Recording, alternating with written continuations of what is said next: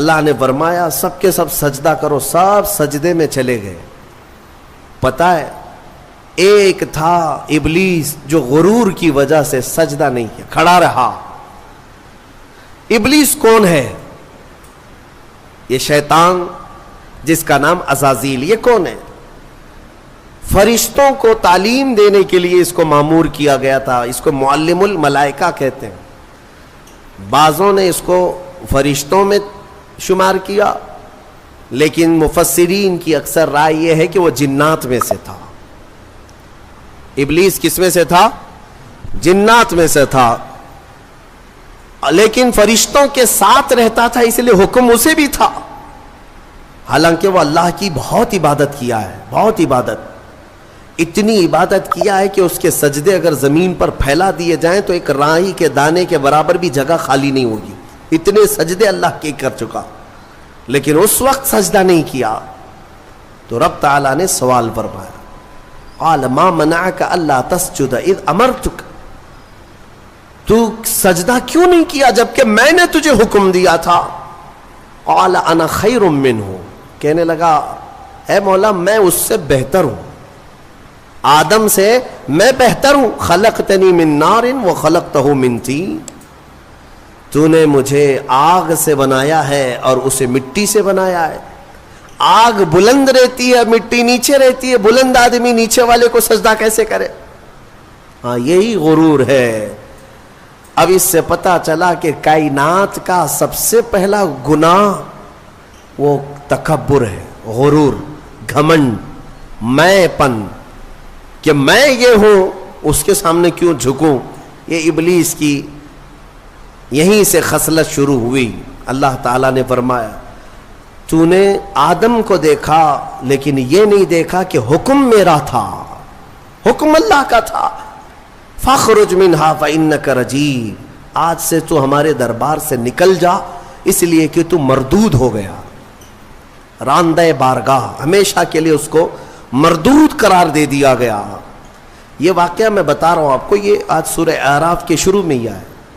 تو ابلیس نے کہا اے اللہ تو نے مجھے نکال دیا اپنے دربار سے، فرشتوں کی جماعت سے، انظرنی الی یوم یبعثون، بس مجھے قیامت تک کی مہلت دے دے بس۔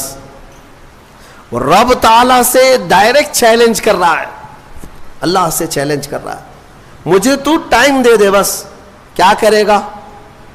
کہتا ہے قال رب بما اغویتنی لاقعدن لهم صراطک المستقیم، بس تو مجھے ٹائم دے دے، قیامت تک تیرے جتنے بندے آئیں گے میں سیدھے راستے پر بیٹھ جاؤں گا۔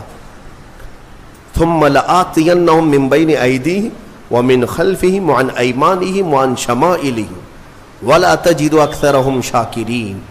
کہتا ہے میں تیرے سیدھے راستے پر بیٹھوں گا، جو بھی اس راستے سے گزرے گا، کبھی میں اس کے سامنے سے آؤں گا، کبھی پیچھے سے، کبھی دائیں سے، کبھی بائیں سے، کسی نہ کسی طرح اس کو اس راستے سے میں ہٹا دوں گا۔ اے رب تیرے بندوں میں تو شکر کرنے والے نہیں پائے گا۔ اللہ کو یہ چیلنج کر رہا ہے۔ دوسری آیتوں میں یہ تک کہا اس نے قال فبعزتک لاغوینہم اجمعین، تیری عزت کی قسم اے اللہ، عزت اس کو بھی معلوم ہے اللہ تعالی، اور قسم بھی اللہ کی عزت کی کھا کر کہہ رہا، تیری عزت کی قسم میں تیرے سارے بندوں کو گمراہ کروں گا، سارے بندوں کو گمراہ کروں گا۔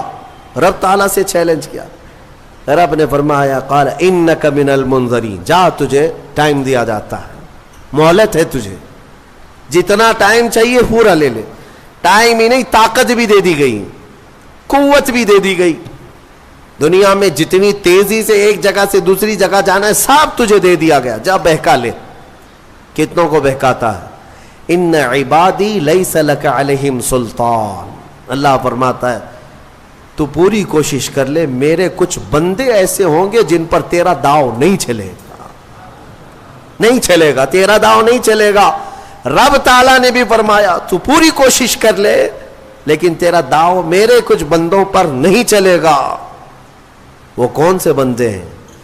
ان بندوں کے بارے میں ابلیس بھی مان گیا، شیطان بھی مانا، کہنے لگا ہاں ہاں ہے تیرے کچھ بندے۔ وہ کون ہے؟ الا عبادک منہم المخلصین. یہ وہ بندے، ہاں مولا تیرے کچھ بندے ایسے ہوں گے جن پر میرا داؤ نہیں چلے گا. وہ کون ہے؟ وہ بندوں کی جماعت کو مخلصین کی جماعت کہا جاتا ہے کہ وہ اگر عبادت کرتے ہیں تو نہ ادھر دیکھتے نہ ادھر دیکھتے ہیں، وہ خالص تیری رضا کے لیے کرتے ہیں. تو جو لوگ دنیا میں صرف اور صرف اللہ کی رضا کے لیے نیک کام کرتے ہیں، یقین کے ساتھ میں کہتا ہوں ان پر شیطان کا داؤ بھی نہیں چلے گا. شیطان ان لوگوں کو نہیں گمراہ کرے گا. مخلصین کی جماعت. مخلصین کون ہے میرے عزیزو؟ دکھاوے کے لیے کرنے والے مخلصین نہیں، اپنے رب کی رضا کے لیے. یہاں پر ایک روایت ملتی ہے قیامت کے دن جنتیوں کا جب انصاف ہو جائے گا نا، پورے جنتی ایک طرف ہوں گے. ان جنتیوں میں بھی 3 کیٹیگری ہیں. جنتیوں میں بھی 3 جماعتیں ہیں. ایک جماعت اللہ نے ان سے فرمایا کہ اے بندو تمہاری بخشش ہو گئی، تمہارے لیے جنت کا پروانہ ملا، تم جنت جا رہے ہو. یہ بتاؤ تم جنتی عمل کیوں کرتے تھے دنیا میں؟ تم نیک کام کیوں کرتے تھے؟ آج جنت تمہارے لیے ہو گئی نا، پاس ہو گئے. پاس ہونے کے بعد پوچھا جا رہا ہے تو وہ جماعت کہتی ہے اے مولا ہمیں تیری دوزخ سے بہت ڈر لگتا تھا، بہت ڈر لگتا تھا، اس کے ہولناک عذابات، اور تیری دوزخ سے ڈر کر کے ہم نیک کام کرتے تھے. اللہ فرماتا ہے ٹھیک ہے میں تم سے راضی ہو گیا، تم جنت میں جاؤ. دوسری جماعت، ان سے پوچھا جائے گا تم کیوں کرتے تھے؟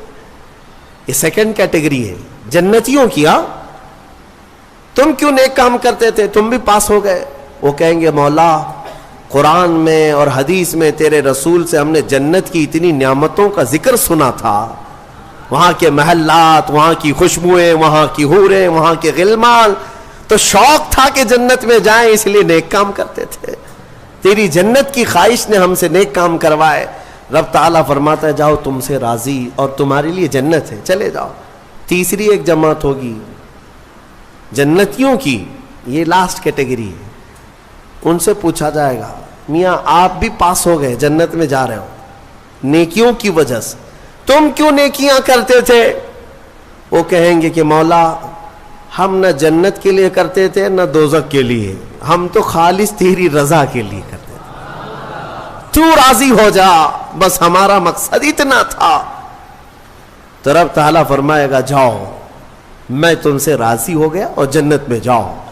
وہ جماعت کھڑی ہو جائے گی نہیں جنت میں نہیں جانا ہے. اگر جنت میں جائیں گے تو پھر بدلہ ہو جائے گا، معاوضے کے طور پر ہو جائے گا. پھر ہم کو اندر جانے کے بعد دوسرے لوگ تانا ماریں گے تم بھی جنت کے لیے کرتے تھے، وہاں بولے کچھ اور ہو، ہم نہیں جائیں گے جنت میں. رب تعالیٰ پھر دوبارہ فرمائے گا کہ اے مومنوں میں تم سب سے راضی ہوں، تم میری رضا کے لیے کر رہے تھے، میں راضی ہوا، جاؤ جنت میں. وہ کہیں گے مولا نہیں جنت میں جائیں گے تو پھر یہ مسئلہ آ جائے گا کہ تم جنت کے لیے کیا کرتے تھے، ہم تو تیری رضا کے لیے کرتے تھے. یہاں تک کہ روایت میں فرمایا گیا فرشتوں کو حکم ہوگا کہ ان کو بیڑیاں پہنا اور کھینچ کے جنت میں لے جاؤ. یہ مخلصین کی جماعت تھی. یہ لالچ میں عبادت نہیں کیے اور نہ ہی ڈر کر کے کیے، یہ خالص اللہ کی رضا کے لیے. اور اسی جماعت کے بارے میں شیطان بھی کہتا ہے ان پر میرا داؤ نہیں چل سکے گا، ان پر میرا حربہ نہیں چل سکے گا. اسی لیے میں مومنوں سے گزارش یہ کرتا ہوں کہ اعمال میں اخلاص پیدا کرو. اخلاص صرف اور صرف اللہ کے لیے، نہ کسی کو ڈر کر، نہ کسی کے لیے. عبادتیں نہیں، اللہ کے لیے. تم اپنی آخرت کو سوچو. میں ایک بزرگ کے متعلق پڑھا تھا 30 سال تک انہوں نے پہلی صف میں نماز ادا کی جماعت کے ساتھ، ایک نماز بھی نہیں چھوٹی، تکبیر اولا بھی نہیں چھوٹی. 30 سال تک، توجہ چاہتا ہوں، 30 سال تک ایک نماز میں ایک جماعت نہیں چھوٹی اور پہلی تکبیر بھی نہیں چھوٹی، پہلی صف میں کھڑے رہتے تھے. 30 سال کے بعد ایک دن مغرب میں آئے تو ایک رکعت ہو گئی. 30 سال کے بعد ایسا موقع آیا، پیچھے رہ گئے. تو پھر جب آئے دیکھا کہ صفیں تو لگ گئی ہیں, پیچھے جگہ مل رہی تھی, تو انہوں نے شرم کے مارے, ڈر کے مارے, سب لوگ کیا کہیں گے, ابھی 30 سال سے جس کی جگہ پکی ہے آج تو ہے نہیں, چھوٹ گیا پیچھے, تو پیچھے سے ہی گھر چلے گئے. گھر میں جا کر نماز پڑھ لیا. عشاء میں اس ڈر سے نہیں آئے کہ سب لوگ سوال کریں گے مغرب میں کہاں تھے. تو اس زمانے میں ایک بڑے بزرگ تھے, انہوں نے پوچھ لیا کہ فلاں صاحب جو رہتے تھے پہلی صف میں, جن کا ریکارڈ تھا 30 سال کا, وہ کہاں ہیں؟ کہا کہ حضور پتہ نہیں, مغرب میں بھی نہیں آئے, عشاء میں بھی نہیں آئے. کہا کہ چلو دیکھ لیتے ہیں, کہیں بیمار تو نہیں ہو گئے, کچھ تو ہوا نہیں تکلیف. گئے تو گھر میں بیٹھے ہوئے تھے, پوچھا کہ کیا بات ہے, مغرب میں بھی نہیں, عشاء میں بھی نہیں. کہا مغرب میں آیا تھا لیکن 1 رکعت ہو گئی تھی, میں شرم کے مارے پہلی صف میں نہیں آیا, پہلی صف میں جگہ نہیں مل رہی تھی, شرم کے مارے میں پیچھے نہیں کھڑا ہوا کہ لوگ کیا کہیں گے, میں واپس گھر میں آ کر نماز پڑھ لیا. اس بزرگ نے ان سے کہا جو 30 سال کی عبادت کر چکے تھے, کہا کہ اے بندے جا پچھلے 30 سال کی نمازوں کو پھر سے ریپیٹ کر لے, دوہرا لے, اس لیے کہ جو تو نے نمازیں پڑھی وہ صرف اسی نیت سے پڑھی کہ لوگ کیا کہیں گے, لوگ کیا کہیں گے. تجھے اس بات کا خیال نہیں ہے کہ تو عبادت اللہ کے لیے کرتا ہے, جا پچھلے 30 سال کی نمازیں اعادہ کر لے, پھر سے پلٹا لے. عزیزان گرامی, اخلاص ایک بڑی دولت ہے, اللہ تعالیٰ اپنے مخصوص بندوں کو عطا کرتا ہے. بات میں یہاں پر سمیٹتا ہوں کہ ابلیس لعین آدم علیہ السلام کو سجدہ نہ کیا, غرور اور گھمنڈ میں اللہ تبارک و تعالیٰ سے چیلنج کر کے نکلا. اسے اللہ نے ٹائم دیا, وقت دیا قیامت تک کا, اور وہ بہکاتا گھوم رہا ہے ابھی بھی.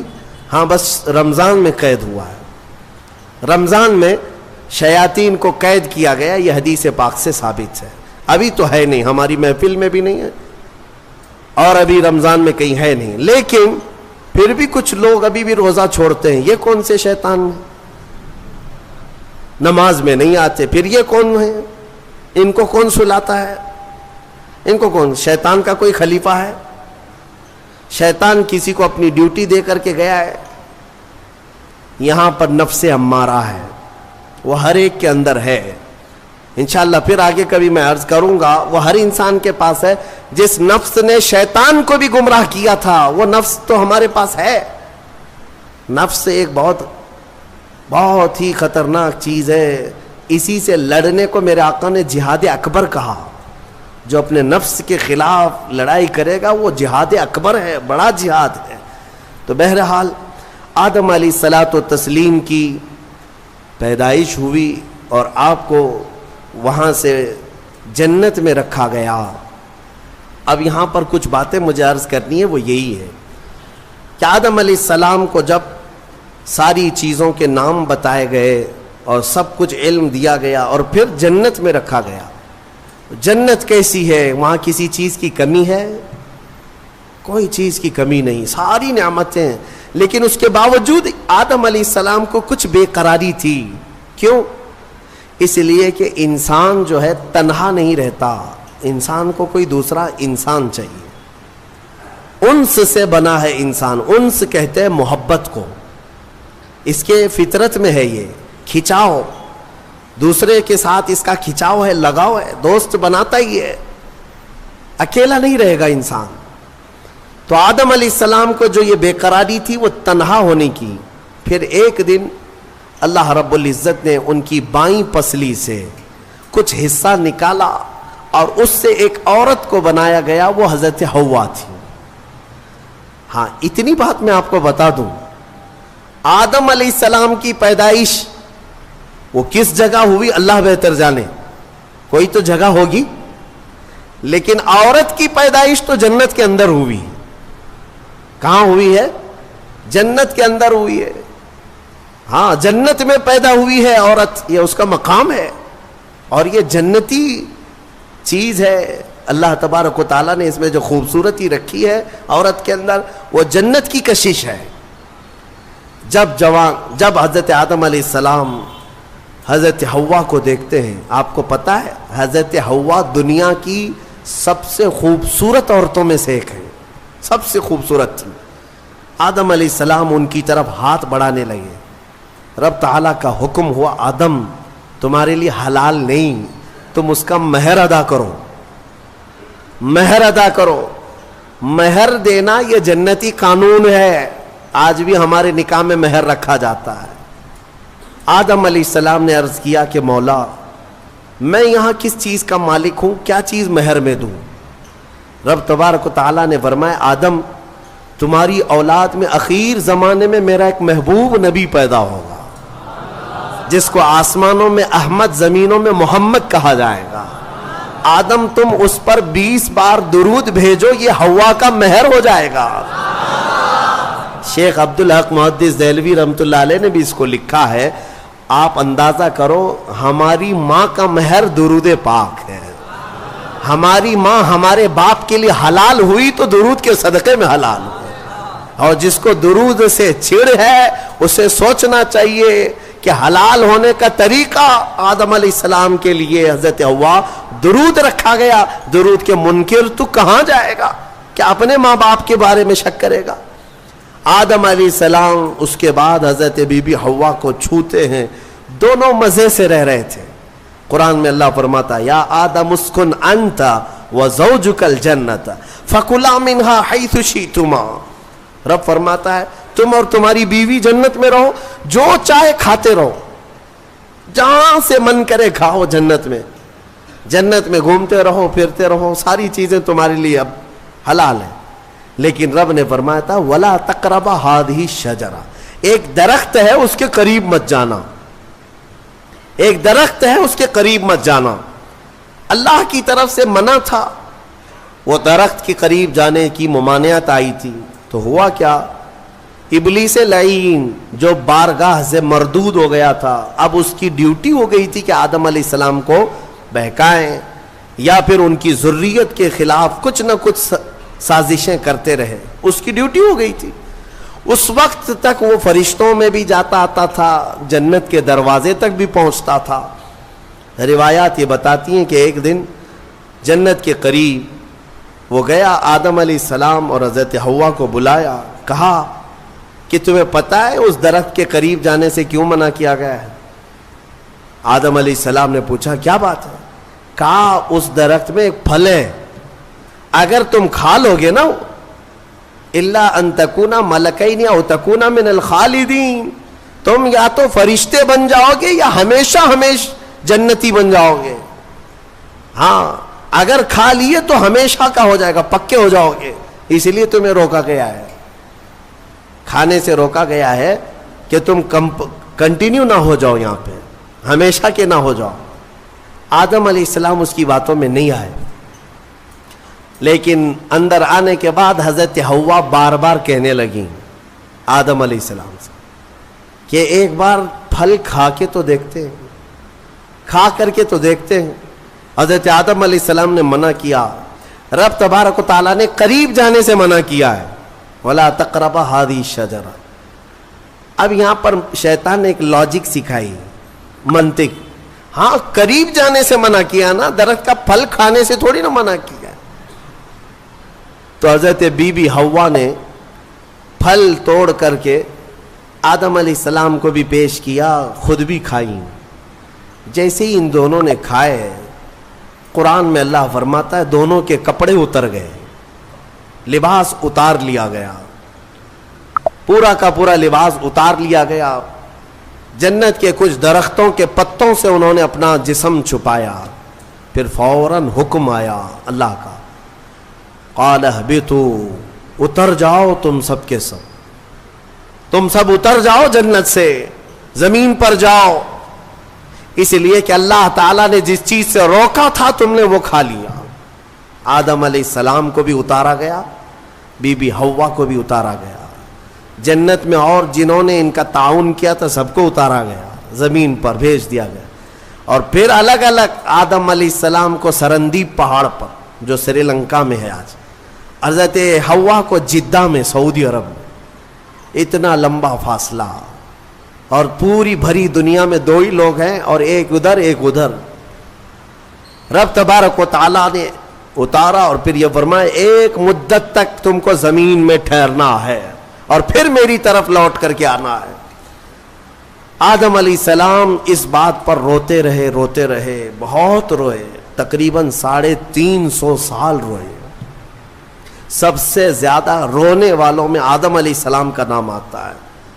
پھر ایک دن ایسا ہوا کہ آدم علیہ السلام نے اللہ تعالیٰ کی بارگاہ میں یوں عرض کیا کہ جب میری آنکھ کھلی تھی, سب سے پہلے حضرت آدم علیہ السلام کی روح ڈالی گئی, آنکھ کھلی تھی, تو سب سے پہلے آدم علیہ السلام کی نظر جس چیز پہ پڑی تھی وہ لا الہ الا اللہ محمد الرسول اللہ.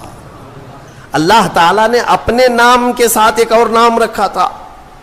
آدم علیہ السلام نے اللہ کی بارگاہ میں یوں عرض کیا کہ مولا, جس کا نام تو اپنے نام کے ساتھ آسمانوں میں رکھا اس کے طفیل میری توبہ قبول فرما. فوراً رب تبارک و تعالیٰ نے جبرائیل امین کو بھیجا, جاؤ آدم کی توبہ قبول ہوئی, اس لیے کہ محبوب کا وسیلہ لیا گیا. ہاں, اسی لیے ہمارے امام بریلی کے تاجدار فرماتے ہیں وہ جہنم میں گیا جو ان سے مستغنی ہوا, ہے خلیل اللہ کو حاجت رسول اللہ کی, ہے خلیل اللہ کو حاجت رسول اللہ کی, عرش حق ہے مسند رفعت رسول اللہ کی, دیکھنی ہے حشر میں عزت رسول اللہ کی. یہ اتنا ہی نہیں میرے عزیزوں, تمہیں کیا خبر, قیامت کے دن کے بارے میں بھی اعلیٰ حضرت فرماتے ہیں خلیل و نجی مسیح و صفی سبھی سے کہیں نہ بنی. قیامت کے دن یہ قوم کہاں کہاں جائے گی, سارے نبیوں کے پاس جائے گی, سب کیا کہیں گے میرے علاوہ کسی اور کے پاس جاؤ. ہاں, حضور فرمائیں گے آؤ میں تمہاری شفاعت کے لیے ہوں. اس کو اعلیٰ حضرت فرماتے ہیں خلیل و نجی مسیح و صفی سبھی سے کہیں نہ بنی, یہ بے خبری کی خلق پھری کہاں سے کہاں تمہارے لیے. یا رسول اللہ, کہاں سے کہاں تمہارے لیے, دہن میں زباں تمہارے لیے, بدن میں ہے جاں تمہارے لیے, ہم آئے یہاں تمہارے لیے, اٹھے بھی وہاں. الحمدللہ حضرت آدم علیہ السلام کی توبہ قبول ہوئی. اس کے بعد آپ کو حکم ہوا حج پہ جانے کا. آپ حج کے لیے آئے, کعبہ اس وقت موجود تھا, فرشتوں کا تعمیر کیا ہوا تھا. آدم علیہ السلام سفر کر کے گئے حج کے لیے. یہاں سے ایک بات میں عرض کرتا ہوں, دنیا کا پہلا حج ہندوستان کی سرزمین سے ہوا. آدم علیہ السلام اسی زمین سے گئے, اور ہمارے لیے فخر کی بات یہ ہے کہ یہ ہندوستان ہمارے باپ کی زمین ہے. ہاں, آدم علیہ السلام باپ ہے کہ نہیں ہے, ہمارے باپ کی زمین ہے. الحمدللہ ہم اپنے باپ کی زمین پر قائم ہیں. ہاں, کسی کے باپ کی نہیں ہے. اور فخر سے رہو, خوشی سے رہو. اللہ تبارک و تعالیٰ نے زمین پر تمہیں قرار دیا. آدم علیہ السلام جب وہاں پہنچے تو عرفات کے میدان میں حضرت حوا سے ملاقات ہوئی. پھر اس کے بعد زندگی کی ابتدا ہوئی, اولاد شروع ہوئی آدم علیہ السلام کی. پھر نسل انسانی کا ایک بہت بڑا سلسلہ شروع ہوا, اور اسی نسل انسانی کی برکت ہے کہ ہم اور آپ زمین پر آج موجود ہیں, اسی آدم علیہ السلام کی نسل سے. ایک اور بات خاص طور پر عرض کرنا ہے, وہ یہ ہے کہ آدم علیہ السلام کہاں سے اتارے گئے تھے. میں نے ابھی آپ کے سامنے عرض کیا, کہاں سے اتارے گئے تھے, جنت سے اتارے گئے تھے. جنت سے اتارے گئے, اور جہاں سے آئے ہیں وہیں پر جانا چاہیے. اسی لیے کہا گیا انسان کو کہ تیرا اصلی وطن جنت ہے. تیرا اصلی وطن کیا ہے, جنت ہے. بچہ جب ماں کے پیٹ سے پیدا ہو کر کے دنیا میں آتا ہے تو روتا آتا ہے نا, دیکھا ہے نا آپ نے, روتے ہوئے آتا ہے. کیوں روتے ہوئے آتا ہے؟ بزرگوں نے فرمایا, خود میرے مرشد گرامی حضور تاج الشریعہ رحمۃ اللہ تعالی تشریح فرماتے تھے کہ بچہ روتا ہوا اس لیے آتا ہے کہ اس کا اصلی وطن چھوٹ گیا. کون سا؟ جنت میں تھی. ہماری روحیں آنے سے پہلے کہاں تھی؟ جنت میں تھی. اصلی وطن جب بھی چھوٹتا ہے تو روتا ہوا آتا ہے. اور اسی لیے شاعر کہتا ہے, شاعر کیا کہتا ہے کہ یاد داری کے وقت زادنے تو ہما خنداں بودند تو گریاں. اے انسان, تجھے معلوم ہے جب تو پیدا ہوا تھا سب ہنس رہے تھے اور تو رو رہا تھا. ماں بھی ہنس رہی تھی, باپ بھی ہنس رہا تھا, خوشی میں سب پیڑے بانٹ رہے تھے, جلیبیاں بانٹ رہے تھے, سب خوش تھے کہ تو پیدا ہو. لیکن تم کیا کر رہے تھے؟ تم تو روتے ہوئے آئے تھے. چنا زی کے وقت مردنے تو ہما گریاں بودند تو خنداں.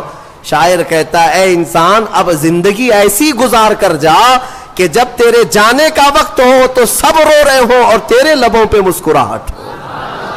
تو ہنستا ہوا جا. کون ہنستا ہوا جائے گا؟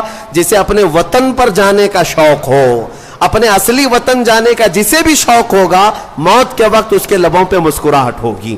اور جسے جہنم جانے کا ہوگا خاک مسکرائے گا, خاک مسکرائے گا.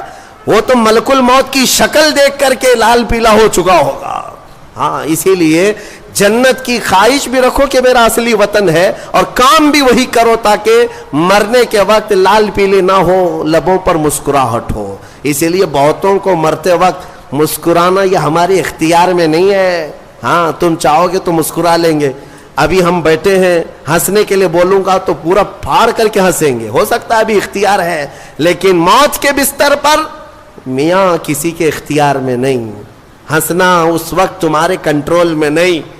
اس وقت تو نزع کا عالم ایسا کہ مکھی بھی بیٹھے تو پہاڑ کے برابر لگے ہیں. ہنس کہاں سکو گے؟ ہاں بس وہی ہنسے گا جو زندگی بھر جنت میں جانے کی تیاری کرتا تھا اور مولا اسے موت سے پہلے جنت دکھا رہا ہو اور وہ ہنس رہا ہو. بس وہی ہنسے گا, باقی کسی کے کنٹرول میں نہیں ہے. اسی لیے میں اسی پر گفتگو ختم کرتا ہوں. ہمارے باپ آدم علیہ السلام جنت سے آئے تھے اور پھر وہ واپس جنت میں ہی جائیں گے. آدم علیہ السلام بھی, نوح علیہ السلام بھی, موسیٰ و عیسیٰ بھی, ابراہیم و اسماعیل بھی علیہ السلام, اور خود میرے آقا و مولا سیدنا محمد الرسول اللہ صلی اللہ علیہ وسلم جنت ہی میں جائیں گے. تو ہم جن کی امت ہیں, ہمارے لیے یہی فرض ہے کہ ہم بھی وہیں جائیں جہاں ہمارے رسول جائیں گے, اور جنت کے کام شروع کرو, نیکیاں کرو. اللہ تبارک و تعالی ہم سب کو اصلاح کی توفیق عطا فرمائے. مرنے سے پہلے مولا توبہ کی توفیق عطا فرمائے, جنتی اعمال کی توفیق عطا فرمائے. وآخر دعوانا الحمدللہ رب العالمین. السلام علیکم.